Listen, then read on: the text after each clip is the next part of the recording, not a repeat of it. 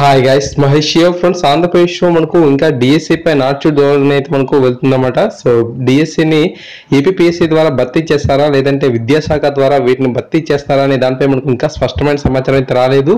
So July 6 మనకు DSC notification అయితే release అవుతున్న విషయం తెలిసిందే. అయితే ఇప్పటివరకు కూడా అధికార వర్గాల నుంచి అయితే మనకు ఒక క్లారిటీ ఇన్ఫర్మేషన్ అనేది రావడం లేదు.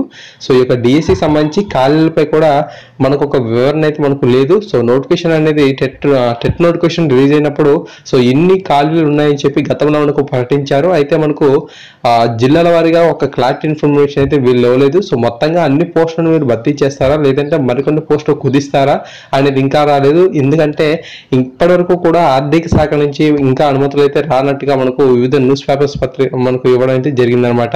సో ఆర్థిక శాఖ నుంచి క్లియరెన్స్ కనుక రాకపోయినట్లయితే అన్ని వేల పోస్టులను అయితే భర్తీ చేసే అవకాశం అయితే ఉండదు.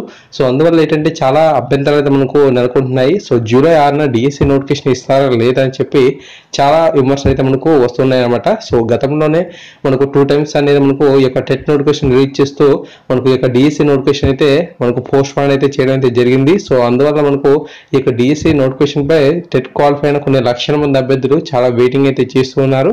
సో ఈ యొక్క డిఎస్సిని మనకు ఏపీపీఎస్సీ ద్వారా భర్తీ చేస్తే మనకు ఏంటంటే అసిస్టెంట్ ప్రొఫెసర్ జాబ్స్ గా ఒకసారి మనకు ఎగ్జామ్స్ అయితే కండక్ట్ చేశారు కదా. సో వాటికి సంబంధించిన ఫలితాలు రిలీజ్ చేయడానికి ఇంకా 2 months అయిపోయింది. సో వారి యొక్క ఫలితాలను రిలీజ్ చేయడానికి వారు అంత టైం తీసుకున్నప్పుడు ఈ యొక్క డిఎస్సి సంబంధించిన ఫలితాలను కనుక రిలీజ్ చేయాలంటే మరింత సమయం తీసుకుంటారు. ప్రభుత్వానికి కూడా చెడ్డ పేరు వస్తుందని చెప్పి చాలా మంది అయితే ఆలోచిస్తున్నారు. సో అందువల్ల ఏంటంటే పాఠశాల విద్యాశాఖ ద్వారానే ఈ యొక్క డిఎస్సిని కూడా కండక్ట్ చేసి ఫలితాలను కూడా రిలీజ్ చేయాలని చెప్పి మనకైతే ఆలోచించడం అయితే జరుగుతుందన్నమాట. సో ఇది ఫ్రెండ్స్ ఈ యొక్క ఇన్ఫర్మేషన్ అనేది. సో చాలా వార్తాపత్రికలు మనకు వీటి గురించి ప్రముఖంగా చర్చించడం అయితే జరిగింది.